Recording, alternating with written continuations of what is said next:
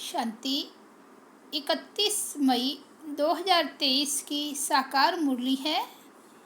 आज बाबा बोले, मीठे बच्चे, तुम्हारे पर माया का पूरा पहरा है, इसलिए जरा भी गफलत न करो। देही अभिमानी रहने की मेहनत करते रहो। आज का प्रश्न है, बाप के पास कौन सा भंडारा सदा भरपूर है? उस भंडारे से स्वयं को भरपूर करने का साधन क्या है? उत्तर है, बाप के पास पवित्रता, सुख, शांति का भंडारा सदा ही भरपूर है। स्थायी सुख व शांति चाहिए तो जंगल में भटकने की जरूरत नहीं है। पवित्रता ही सुख और शांति का आधार है। पवित्र बनो तो तुम्हारे सब भंडारे भरपूर हो जाएंगे। बाप आते ही हैं बच्चों को पवित्र बनाने, वह है एवर पवित्र। गीत बजा है, ना वह हमसे जुदा होंगे, ना उल्फत दिल से निकलेगी। ओम शांति। यह बच्चों का ही गाया हुआ गीत बच्चे सुन रहे हैं। यह बच्चों की आत्माएं कहती हैं। अब बच्चों को देही अभिमानी बनना है, अर्थात अपने को आत्मा निश्चय करना है, न कि परमात्मा। जैसे सन्यासी लोग कहते हैं, आत्मा सो परमात्मा, इसे उल्टी गंगा कहा जाता है। अब बाप समझाते हैं, इतना समय तुम सब देह अभिमानी बनते आए हो, अब देही अभिमानी बनो। यह शिक्षा मिलती है वापस घर जाने के लिए। फिर कलयुग में तो है तुम्हारी प्रारब्ध, जब यहाँ तुम देही अभिमानी बनते हो और बाप की नॉलेज को ग्रहण करते हो, फिर जाकर ज्ञान की प्रारब्ध का पाठ बजाते हो। वहाँ तो देह अभिमान व देही अभिमानी का प्रश्न ही नहीं है। इस समय तो मनुष्यों को पता ही नहीं है कि हम आत्मा हैं, हमारा बाप परमात्मा है, बिल्कुल ही मूंझ गए हैं। सन्यासियों ने कहा कि हम तुम सब परमात्मा हैं, जिधर देखता हूँ तू ही तू है। इससे तो कुछ भी फायदा नहीं होता। वो लोग तो इसको भावना समझते हैं, परंतु सबकी भावना तो एक जैसी नहीं होती है। एक ही घर में बाप बच्चे की भी भावना एक जैसी नहीं रहती। कहाँ कहाँ देखो बच्चे बाप को भी मार डालते, क्योंकि घोर अंधियारा है, सब पतित हैं। अभी तुम बच्चे सवदर्शन चक्रधारी बने हो। सवदर्शन चक्रधारी बनने से ही तुम राजा रानी बनते हो। तो बाप बच्चों को बार बार कहते हैं, देही अभिमानी बनो। ऐसे समझो, मुझ आत्मा को परमात्मा बाप अपना परिचय देकर पढ़ा रहे हैं, हमारे संस्कार बदला रहे हैं। आत्मा ही संस्कार ले जाती है, शरीर तो खत्म हो जाता है। बाबा, अभी हम आपके साथ ही योग लगाएंगे, यह हमारा वायदा कभी मिट नहीं सकता। भल पवित्रता पर अनेक प्रकार के विघ्न पड़ेंगे, बहुत कुछ सहन करना पड़ेगा। बच्चियां कहती है, बाबा यह सितम सहन करूंगी।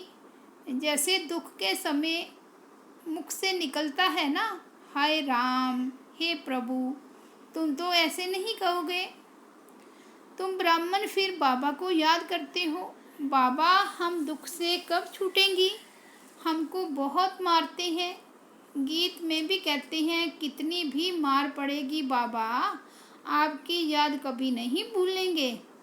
हमको तो बाबा का ही बनना है, बुद्धि का योग उनसे जोड़ना है। यह है सब समझ की बात। एक दिन यह सितम भी मिट जाएंगे, कुछ तो जरूर सहन करना पड़ता है। यह सब ड्रामा में नूंद है। अबलाओं पर अत्याचार बहुत होते हैं। यह गीत भी देखो पहले से ही बना हुआ है, जिसका अर्थ कोई भी नहीं जानते। तुम्हारे शास्त्र जैसे कि यह रिकॉर्ड बन गए हैं। सब कहते हैं ऐसे तो कहाँ भी नहीं होता जो रिकॉर्ड पर अर्थ किया जाए। यह तो फिल्मी रिकॉर्ड्स हैं, परंतु ये बाबा ने बनवाए हैं। तुम बच्चों को इस पर समझाना चाहिए। हमको पावन तो जरूर बनना है, बाप के फरमान पर चलना है। मनुष्य तो जानते नहीं, वह तो शिव शंकर को भी मिलाकर एक कर देते हैं। श्री कृष्ण भी भगवान है, वह तो हाजिरा हजूर है। जिधर देखो कृष्ण ही कृष्ण है। राधे के पुजारी फिर कहेंगे जिधर देखो राधे ही राधे है। साईं बाबा के भगत होंगे तो कहेंगे जिधर देखो साईं बाबा। कितना अंधियारा है। यह फिर भी होना ही है, बना बनाया ड्रामा है। तुम कहते हो इस ज्ञान यज्ञ से विनाश ज्वाला प्रज्वलित हुई है, तो कहते हैं तुम्हारे बाबा ने ये यज्ञ रचा है जो विनाश करा देते हैं। हम कहते हैं शांति हो जाए, तुम फिर विनाश कराते हो। रुद्र ज्ञान यज्ञ नाम तो है ना, यज्ञ रचा जाता है ब्राह्मणों से। तुम ब्रह्मा कुमार कुमारियाँ ब्राह्मण ठहरे, वह हद के यज्ञ रचते हैं सेठ लोग। उसमें रुद्र यज्ञ नामी ग्रामी है, वह उसमें ज्ञान का अक्षर नहीं लगाते हैं। ये है ही रुद्र ज्ञान यज्ञ, उनको ज्ञान यज्ञ नहीं कहेंगे। बाबा ने समझाया है ज्ञान से ही तुम्हारी सद्गति होती है। वहाँ सतयुग में इस ज्ञान की दरकार नहीं, वहाँ तो है ही सद्गति स्वर्ग। यह तो समझने की बात है ना। बाप बैठ ब्राह्मणों को ज्ञान देते हैं, दिखाते हैं रथ पर रथी बैठे थे। यह शरीर रथ है ना, हर एक रथ में रथी आत्मा है, इसमें भी इनकी आत्मा है। परंतु बाबा कहते हैं मैं रथ का लोन लेता हूँ। जैसे मकान लेते हैं तो धनी भी रहता है और लेने वाले भी रहते हैं। यहाँ यह रथी बन बाबा आते हैं, कहते हैं मैं फिर से तुमको राजयोग सिखलाता हूँ, ऐसे और कोई कह ना सके। यह सब पॉइंट्स समझाई जाती है धारणा के लिए। हमारा बाबा हमको स्वर्ग का मालिक बनाते हैं। कल्प कल्प संगम युगे, एक अक्षर की भी भूल करने से कितने अवतार कितने नाम लिख दिए हैं। अभी बराबर कल्प वृक्ष के नीचे तुम बैठे हो, राजयोग सीख रहे हो, भविष्य में राजा रानी पद पाने लिए। यहाँ तो करोड़पति पद्मपति हैं, इनका सब कुछ मिट्टी में मिल जाएगा। नेचुरल कैलेमिटीज आदि सब अचानक ही आएगी। पिछाड़ी में विनाश तो होना ही है। ढेर के ढेर बम्स सबके पास हैं, वे ऐसे ही समुंदर में थोड़े ही फेंक देंगे।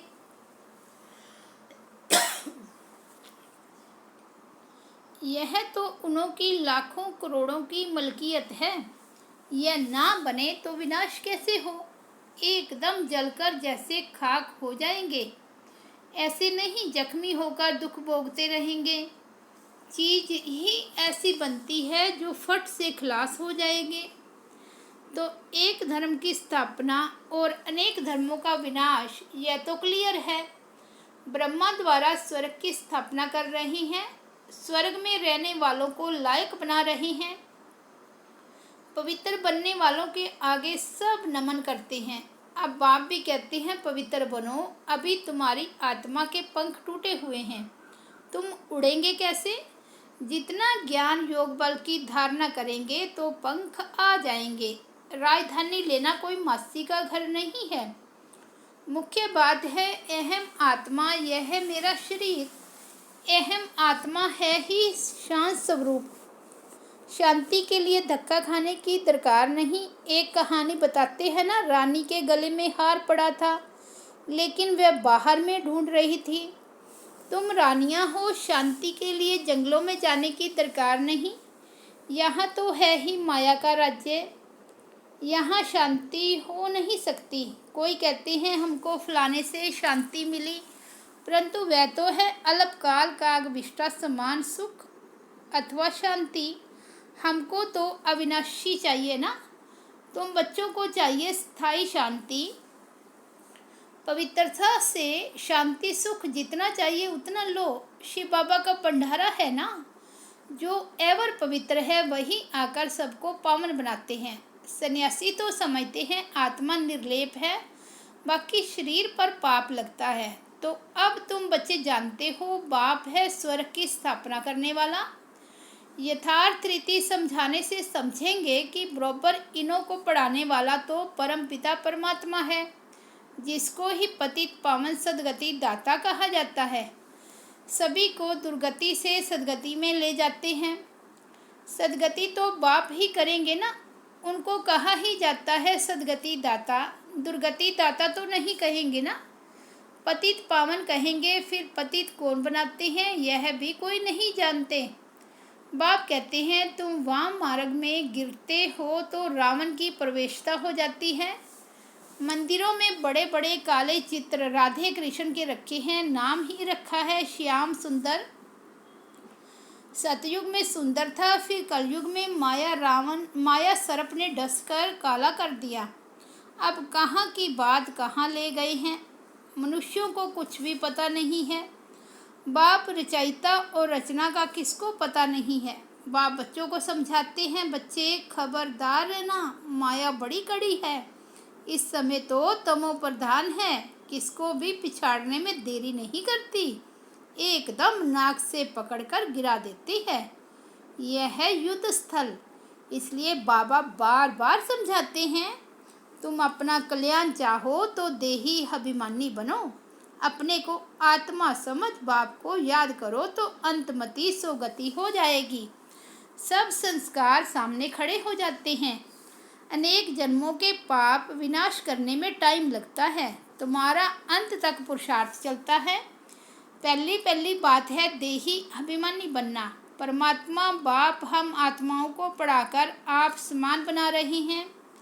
बैरिस्टर जरूर आप समान बैरिस्टर बनाएगा। फिर है पुरुषार्थ पर मदार। कोई बैरिस्टर तो एक ही केस में लाख रुपया भी कमाते हैं। अब तुम बच्चों को बाप कहते हैं कि पुरुषार्थ कर ऊंच पद पाओ। यहाँ के पदमपति तो सब खाक में मिल जाएंगे, मैं हूँ ही गरीब निवाज। अब देखो जो लड़ाई करते हैं उनका काम ही है मरना और मारना। वे संस्कार ले जाते हैं, जन्म भल गृहस्थी के घर में लेंगे, परंतु फिर लड़ाई में चले जाते हैं। बाबा तो बहुत सहज समझाते हैं, जन्म मरण के पाप है, इसलिए योग बहुत अच्छा चाहिए, तब ही विकर्म विनाश होंगे। सिर से बोझा कैसे उतारें, इसके लिए जितना हो सके उतना बाप को याद करना चाहिए। बाबा आप कितने मीठे हो। बाप कहते हैं लाडले बच्चे गफलत नहीं करना, माया पूरा पहरा दे रही है, इसलिए देही अभिमानी भव। यह है बुद्धि योग की रेस, इसमें ही सब कुछ है। बाबा बार बार कहते हैं अपना कल्याण चाहते हो तो योग बहुत अच्छा चाहिए, फिर बहुत हर्षित रहेंगे। हम ईश्वर की संतान हैं, हमको भविष्य के लिए बाप से वर्षा मिलता है।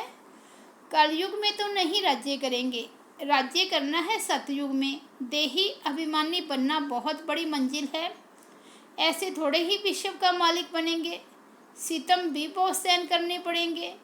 कितनी बंदेली बच्चियां मार खाती हैं, आखिरी विजय तुम बच्चों की ही है।